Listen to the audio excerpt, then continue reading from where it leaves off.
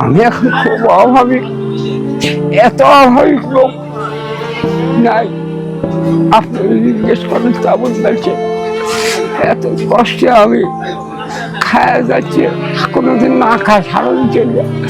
এর আগে এইভাবে এই ঢেকা দিয়ে করে 2 দিন অনুহারে আসে, 2 দিন অনুহারের পরে ওই দোকানে থেকে সাইডে ধোঁয়া জ্বালিয়ে যায়, ফ্যান গাড়িয়ে করে ঘেটে ঘুটে ওই খায় আসুন। তারপরে আবার কে কে মানুষ, এই গ্রামের মানুষের ঠাপ বসাছে, তখন আবার নিজে একত্র করে নিয়ে কয়েকদিন খাওয়াছে।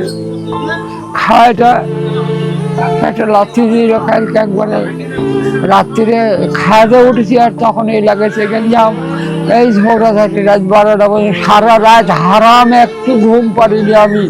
আমার ঘুম আর ধরেনি টেনশনে।